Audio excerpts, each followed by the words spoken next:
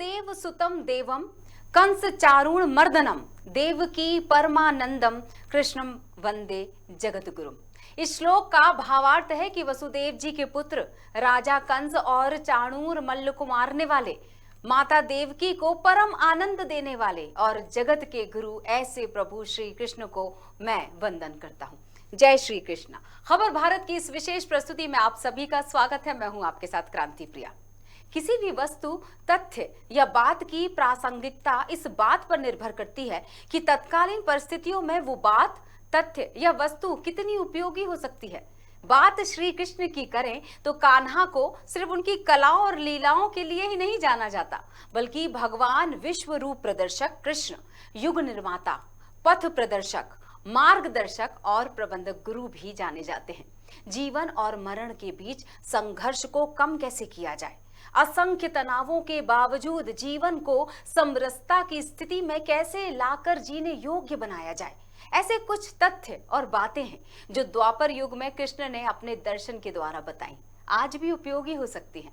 वर्तमान समय में कृष्ण की प्रासंगिकता क्या है, कृष्ण के जीवन और दर्शन पर चर्चा करने के लिए आज हमारे साथ विशेष चर्चा में मौजूद होंगे आनंद कृष्ण जी। खबर भारत के स्टूडियो में इस वक्त मौजूद है आनंद कृष्ण जी, जो कि लेखक हैं, साहित्यकार हैं, भाषा एवं अनुवादक हैं, बीएसएनएल में राजभाषा अधिकारी हैं। और बड़ी बात कि इनका नाम इसलिए आनंद कृष्ण पड़ा क्योंकि इनका जन्म कृष्ण जन्माष्टमी के दिन ही हुआ है। तो सबसे पहले हमें लगता है उन्हें आप उनके जन्मदिन की शुभकामनाएं कृष्ण के साथ। बहुत बहुत धन्यवाद प्रिया जी। भगवान कृष्ण का आज जन्म दिवस है। पूरी दुनिया में बहुत शौक से, बहुत उल्लास और बहुत खुशियों के साथ मनाया जा रहा है। हर साल मनाया जाता है और हम सभी इस खुशी के मौके पर इकट्ठे होते हैं और भगवान कृष्ण को याद करते हैं और उनको याद करते हैं और उनकी शिक्षाओं को याद करते हैं। ये बहुत एक अवसर होता है जब हम एक बार फिर से द्वापर युग की जो स्थितियां थीं उन सारी स्थितियों के साथ में अपने आप को जोड़ भी लेते हैं और उनका हम समकालीन परिदृश्य में उनकी कैसी क्या उपयोगिता है, कैसी प्रासंगिकता है, इसके बारे में भी हम चर्चा कर लेते हैं। बिल्कुल सही। तो मैं एक सवाल से शुरू कर दूं? जी जी जी। हम उनके बचपन से शुरू करते हैं जी। उस बाल लीलाओं से शुरू करते हैं जो कई तरह से गुजरे। वो अपने उस बचपन से कई गलियों से गुजरे, वो जी, जी, अपनी जी। लीलाओं को प्रदर्शित करते हुए, जी, जी। जिसमें पीछे जाते जाते सीख भी देते चले गए सबको। जी जी। प्रिया जी, देखिए आपने अपनी जो भूमिका में आपने कृष्ण की प्रासंगिकता की बात की थी, तो मैं कृष्ण की प्रासंगिकता के बारे में आपको बताना चाहूँगा और आपको क्या अभी सभी दर्शकों को मैं बताना चाहूँगा कि कृष्ण की जीवन की सारी घटनाएं और कृष्ण के द्वारा की गई सारी की सारी लीलाएं ऐसी हैं जो आज भी प्रासंगिक हैं, आज भी प्रासंगिक हैं और हमेशा प्रासंगिक हैं। उसका कारण ये है कि कृष्ण ने उन सारी लीलाओं को जमीन से जुड़कर और आम आदमी से जुड़कर, लोक जीवन से जुड़कर के वो सारे के सारे काम किए थे। इस तरह से उन्होंने सारे के सारे जो लोक जीवन से जुड़े हुए उनके कार्य थे, वे सारे के सारे कार्य एक आदर्श के रूप में और एक मानक के रूप में हमारे सामने आते हैं। आपने उनके बचपन की बात की, तो देखिए मैं शुरुआत ही करना चाहूँगा। जब सभी को पता है जब भगवान कृष्ण का जन्म हुआ तो कंस के कैद खाने में उनके माता पिता वासुदेव और देवकी बंद थे और वासुदेव ने उन्हें कंस के कोप से बचाने के लिए उन्हें रात में ही उन्हें लेकर के गए और यमुना पार की, बहुत मुश्किल से पार करके, और वे नंद के, अपने मित्र नंद के पास पहुँचे और नंद के पास पहुँच करके वो कृष्ण को उन्होंने छोड़ा। तो अब एक ये जो घटना है, ये घटना एक चीज़ ये बताती है कि एक आतताई अत्याचारी राजा जब था, उसके बावजूद भी नंद जैसा गांव में रहने वाला ग्वाला, जो कि बहुत छोटी स्थिति का व्यक्ति था, जिसके पास शक्ति भी उतनी नहीं थी कंस से टकराने लायक की, इसके बावजूद भी उसने बिना राजकोप की परवाह किए कृष्ण का पालन पोषण किया और कृष्ण को नंद ने भी और यशोदा ने इतने ऐसे पाला कि कृष्ण के माता पिता के रूप में तो नंद और यशोदा को ही हम सबसे पहले जानते हैं, वासुदेव और देवकी को तो इसके उनके बाद में ही जानते हैं। तो एक कितनी बड़ी चीज़ है कि राजकोप होने के बाद भी नंद ने अपनी मित्रता का निर्वहन किया। मानवीयता का निर्वहन किया और अपनी विवेक का अनुसरण किया, जिसके अनुसार विवेक ने उन्हें बताया कि इस बालक की रक्षा करना आवश्यक है ताकि यह बालक बड़ा होकर के कंस के जो अत्याचार हैं उससे मुक्ति दिलाए। तो ये एक बहुत बड़ी बात थी कि एक बहुत निर्बल और बहुत साधनहीन व्यक्ति भी जो है वो एक शक्तिशाली और जिसको बोलते हैं सत्ता से टकराने की ताकत रखता था। ये एक बहुत बड़ी चीज थी। बिल्कुल, सत्ता से टकराने की ताकत आज के समय में शायद इसकी बेहद ज़रूरत महसूस हो रही है। चाहे हम सत्तारूढ़ व्यक्तियों की अगर हम बात करना चाहें या फिर एक सामान्य प्रबंधन वाले व्यक्ति की बात करना चाहें, तो हर क्षेत्र में उनके द्वारा दिए गए संदेश बेहद काम आते हैं। अगर हम उस गीता के ज्ञान की बात करें या फिर एक छोटे से श्लोक से ही अगर मैं ये जानना चाहूँ कि गुरु गोविंद दो खड़े काके लागू पाँव और बलिहारी गुरु आपकी गोविंद देव बताए, तो एक छोटे छोटे मतलब उनके जो श्लोक है उनसे भी छोटी छोटी सी बातों का जो एक सार निकल कर आता है। बात छोटी जरूर हो सकती है लेकिन गहरी बहुत होती है। जी जी प्रिया जी, देखिए आपने जैसा कि बताया गीता की आपने बात करी, तो गीता निश्चित रूप से भगवान कृष्ण के द्वारा दी गई एक ऐसी अमूल्य देन है जो पहली बात तो यही है कि सीधे सीधे ईश्वर के श्रीमुख से निकली हुई, ईश्वर के श्रीमुख से निसृत शब्द है वो है गीता, इसलिए वो अपने आप में ही बहुत महत्वपूर्ण है। महत्वपूर्ण बात ये है कि गीता में सारी की सारी बातें उन्होंने व्यवहारिक जीवन से लेकर के और योग सारे के सारे चीज़ों के बारे में उन्होंने बहुत बारीकी से सारी की सारी बातें बताई। अब देखिए मैं आपको एक छोटा सा उदाहरण बताता हूँ। गीता में एक जगह भगवान कहते हैं कि ये यथा माँ प्रपद्यन्ते तांस तथैव भजाम्यहम्। अर्थ इसका क्या हुआ? इसका अर्थ है कि जो मुझे जिस प्रकार भजते हैं मैं भी उनको उसी प्रकार भजता हूं। अब इस बात की यदि हम गहरी व्याख्या करें, इस बात की यदि हम और अधिक परतें खोलें, तब ये कृष्ण स्पष्ट कह रहे हैं कि आप मेरे साथ जैसा व्यवहार करेंगे मैं भी आपके साथ वैसे ही व्यवहार करूंगा। इसका मतलब क्या है? कृष्ण ये बताना चाहते हैं कि आप अच्छे तरीके से व्यवहार करेंगे, सदव्यवहार करेंगे किसी के साथ में भी, तो वो उससे भी आपको सदव्यवहार मिलेगा। किसी के प्रति आप सद्भावनाएं रखेंगे, वह उससे आपको सद्भावनाएं मिलेंगी। कृष्ण की ये बात है। कृष्ण ने गीता में एक जगह पर कहा है, यो न हर्षति न द्वेष्टि न शोचति न कांक्षति शुभाशुभ परित्यागी भक्तमान समे प्रिय। ये श्लोक उन्होंने कहा, उन्होंने बताया कि कैसे लोगों को, कैसे व्यक्तियों को ईश्वर यानी ब्रह्म या ईश्वर किन लोगों को अच्छा पसंद करते हैं, कौन ईश्वर के प्रिय होते हैं, उसके बारे में उन्होंने बताया कि यो न हर्षति न द्वेष, जो हर्षित नहीं होता, अनुकूल परिस्थितियां पाकर के जो हर्षित नहीं होता यानी प्रतिकूल परिस्थितियों में जो दुखी नहीं होता, न द्वेष्टि, किसी से द्वेष नहीं करता, न शोचति, बिना बात के सोच विचार नहीं करता। आजकल अपन देखते हैं कि बहुत सारे बिना बात के टेंशन पाले हुए रहते हैं। तो न शोचति न कांक्षति, शुभाशुभ परित्यागी, शुभ और अशुभ दोनों का जिसने परित्याग कर दिया है, अर्थात परित्याग कर दिया का मतलब उससे मतलब नहीं है, ऐसी बात नहीं। शुभ अशुभ को परित्याग करने का मतलब है कि जिसने शुभ और अशुभ की चिंता छोड़ दी है। जो हमें मिलना है, जो हमने कर्म किया है, गीता में कर्म की बात तो करी गई है, तो जो हमने कर्म किया है उस कर्म के अनुसार हमें फल मिलेगा, चाहे वो शुभ होगा चाहे वो अशुभ होगा। तो इसकी चिंता जिसने छोड़ दी है, ऐसा भक्तमान समय प्रिय है, ऐसा भक्त पुरुष मुझे प्रिय है। तो ऐसी ये भक्त पुरुष मुझे प्रिय है का मतलब क्या है कि ऐसे लोगों को मैं पसंद करता हूं, ऐसे लोग मुझे प्रिय हैं, यानी ऐसे लोगों की मैं सहायता करता हूं, ऐसे लोगों का मैं मार्गदर्शन करता हूं। तो ये तो गीता के उसकी बात है।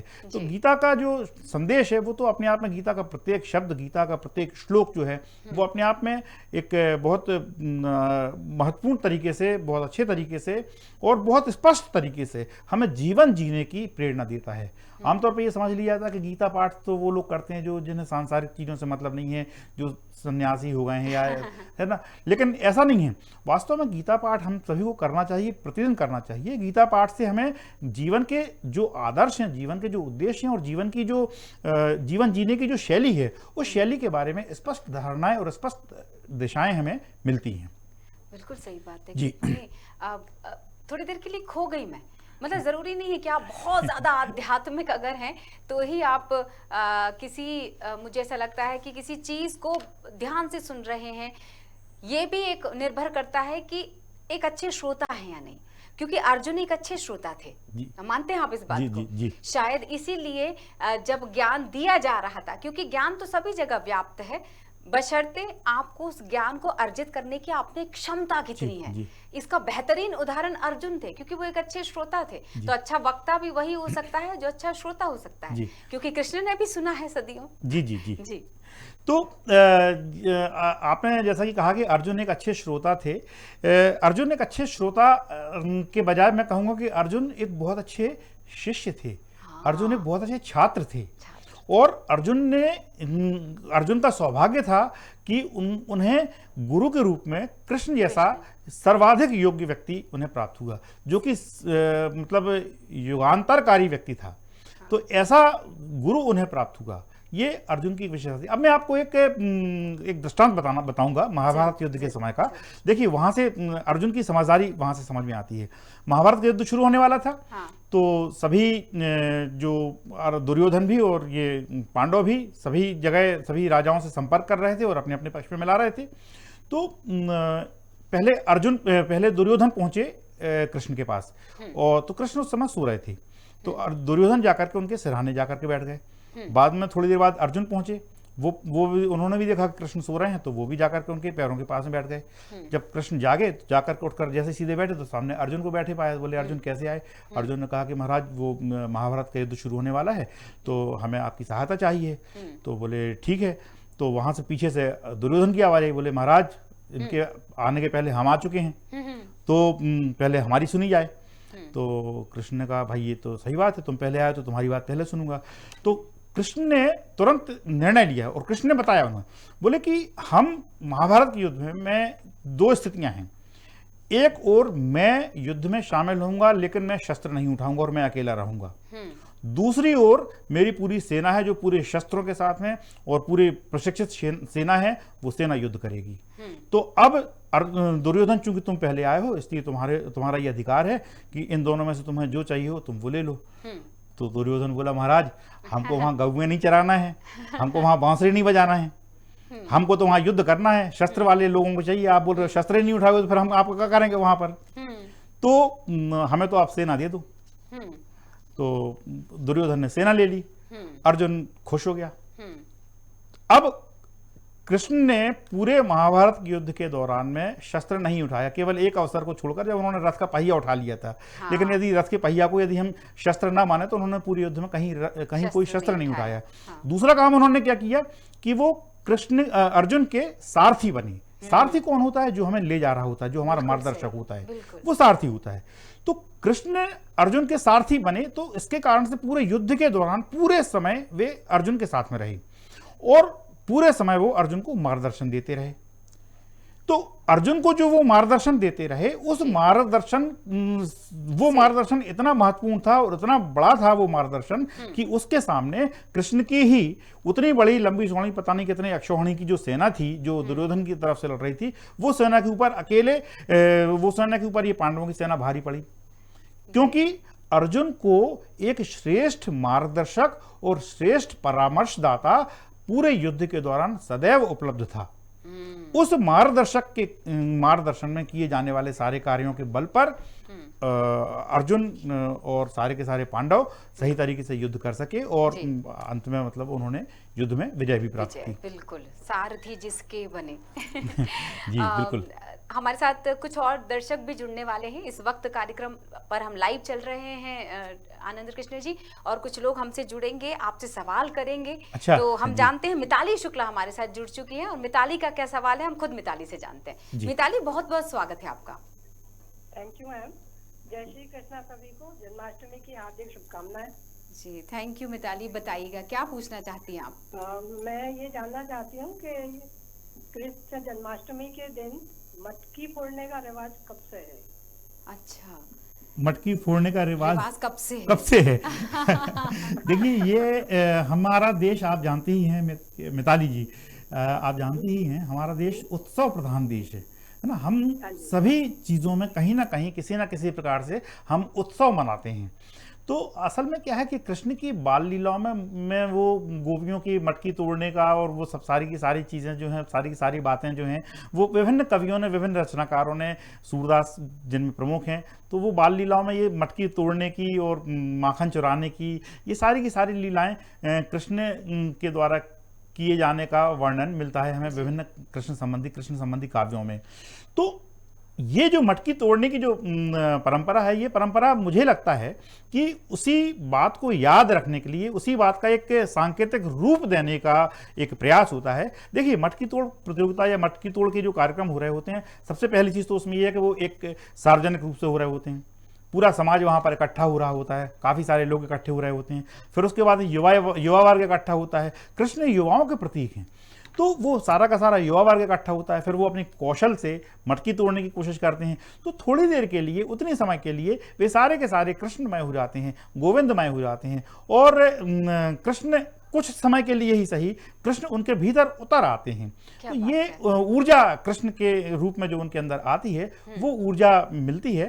तो इस तरह से ये मटकी तोड़ने की जो प्रतियोगिताएं या कार्यक्रम जो शुरू हुए हैं, वो ऐसे करके शुरू हुए होंगे, और निश्चित रूप से इनका जो रूप है वो विकसित भी होता जा रहा है, और काफी अच्छा लगता है इनका आयोजन ऐसा जो होता है वो। जी बिल्कुल, धन्यवाद करना चाहेंगे मिताली, खूबसूरत सवाल था।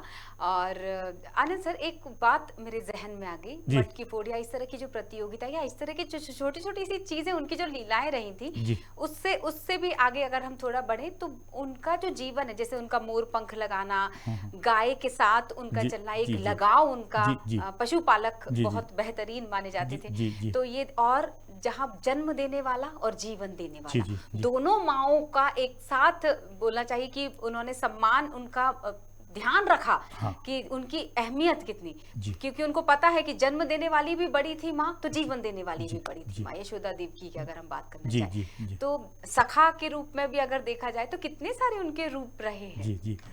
तो प्रिया जी, आपने चूंकि उनकी फिर वही बाल लीलाओं की आपने बात करी थी, कृष्ण का जो जीवन है, और हम चूंकि कृष्ण की प्रासंगिकता को भी हम जोड़ रहे हैं आज के समय के हिसाब से, कृष्ण मुझे एक पर्यावरण विशेषज्ञ लगते हैं। पर्यावरण विशेषज्ञ कैसे? देखिए, उनकी एक बाल लीला है जिसमें उन्होंने कालिया मर्दन बताया जाता है। बताया गया कि यमुना नदी में कालिया नाग था, और उसके कारण से पूरी यमुना जी का जल जो है वो दूषित हो गया था, जहरीला हो गया था। उसको कोई पीता था तो वो मर जाता था, इतना जहरीला हो चुका था वो पानी। तो बताया जाता है कि फिर कृष्ण ने वो कालिया मर्दन करके, और यमुना, ये घटना या ये जो लीला है, ये मुझे प्रतीकात्मक रूप से लगती है। ये वास्तव में हुआ ये रहा है कि यमुना नदी प्रदूषित हो गई थी, उसका प्रदूषण कृष्ण ने दूर किया। तो ये देखिए, ये जल प्रदूषण को दूर करने की ये पहली घटना। इसके पहले आप पुराने से पुराना कोई भी पुराने घटना उठाकर देख लीजिए, ऐसे जल प्रदूषण को दूर करने के लिए ऐसा सीधा सीधा लगाव, सीधा सीधा जुड़ाव, एक जन नेता का, लोक नेता का सीधा सीधा जुड़ाव इसके पहले कहीं पर भी नहीं मिलता है। अच्छा, इसके साथ साथ में देखिए, मैंने कृष्ण को पर्यावरणविद कहा।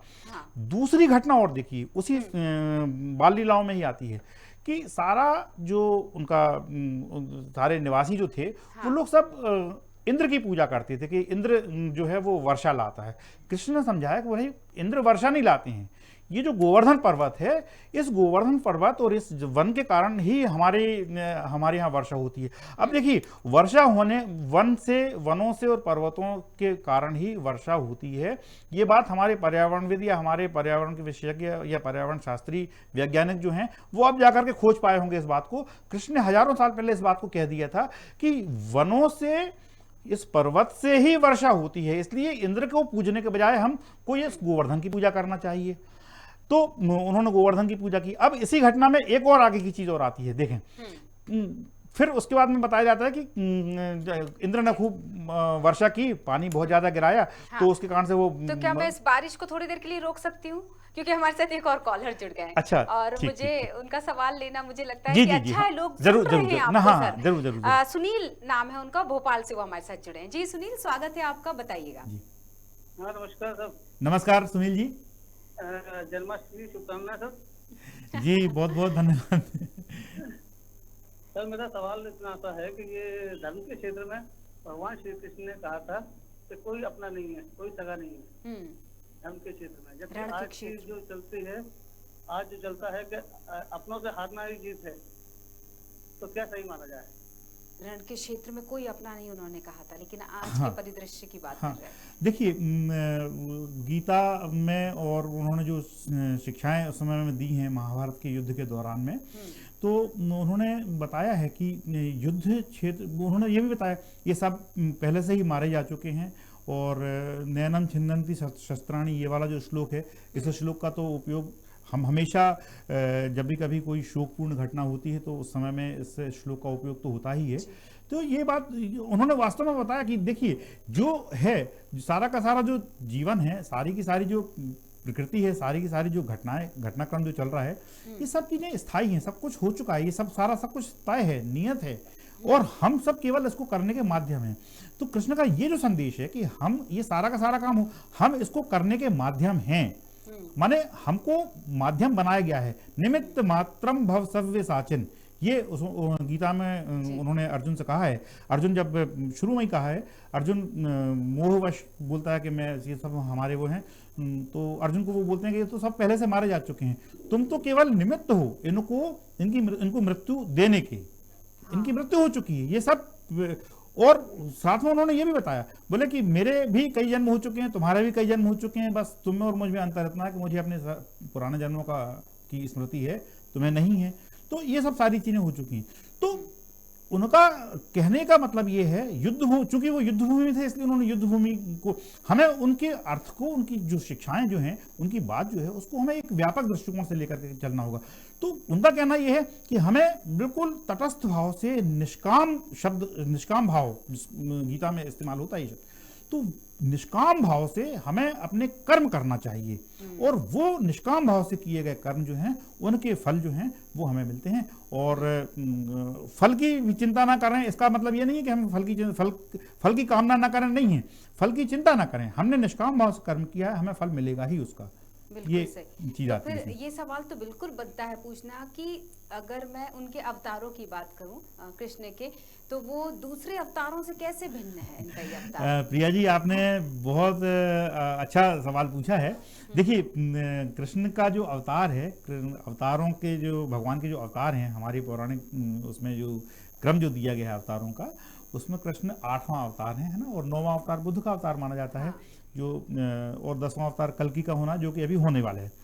अब आप ये जो अवतार हुए थे ना, इन अवतारों की थोड़ा सा हालांकि विषयांतर जरूर हो रहा है, लेकिन एक आपने अच्छा सवाल पूछा है। देखिए अवतार, अपना पहला अवतार हुआ था मत्स्य अवतार, दूसरा अवतार इसके बाद में हुआ था कूर्म अवतार या कच्छप अवतार, कछुए का अवतार। तो ये देखिए ये सारे के सारे अवतारों की जो घटना है, जो क्रम है, ये वास्तव में एक विकास का सिद्धांत है, विकास का एक क्रम है। ये माना जाता है कि जीवन की शुरुआत पानी से हुई, और पानी से हुई तो इसलिए पहला जो अवतार हुआ भगवान का, वो मत्स्य अवतार, मछली के रूप में। तो समुद्र में डूबी हुई मछली को, समुद्र में डूबी हुई पृथ्वी को वो मछली ने ऊपर उठाया था, निकाला था उसमें से। तो पहला अवतार मत्स्य अवतार जो कि पानी में था। दूसरा अवतार कच्छप अवतार या कूर्म अवतार। कछुआ जो है वो पानी में भी रहता है, लेकिन उसने जमीन पर आना भी सीख लिया। तो अब वो उसके देखिए ये विकास हुआ, ये उसका जीवन का विकास। तीसरा अवतार हुआ वाराह अवतार। वाराह अवतार पर एक मैं आपको बताना चाहूंगा, विदिशा के पास में एक बहुत खूबसूरत मूर्ति मैंने देखी, बहुत बहुत बहुत पुरानी मूर्ति है वो, जिसमें वाराह जो अवतार है वो पृथ्वी को निकालता हुआ दिखाया गया है उस मूर्ति में। बहुत सुंदर मूर्ति, वो कभी देखें, विदिशा के पास में है वो। तो वाराह अवतार, वाराह मतलब जिसको शूकर कहते हैं। तो उस अवतार, वो अवतार क्या हुआ, वो पृथ्वी पर रहने वाला या स्थल पर रहने वाला पहला प्राणी। देखिए पानी में से जमीन तक आ चुका है, तीसरे अवतार में। चौथा अवतार नरसिंह अवतार। नरसिंह अवतार कैसा था, आधा शरीर उसका पुरुष का था और सिर उसका जो था वो सिंह का था। मतलब अब वो मनुष्य होना शुरू हुआ, है ना।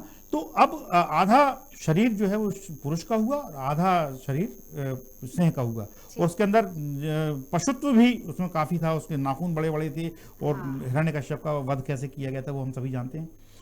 इसके बाद में अगला अवतार था 5वां, वो था वामन अवतार।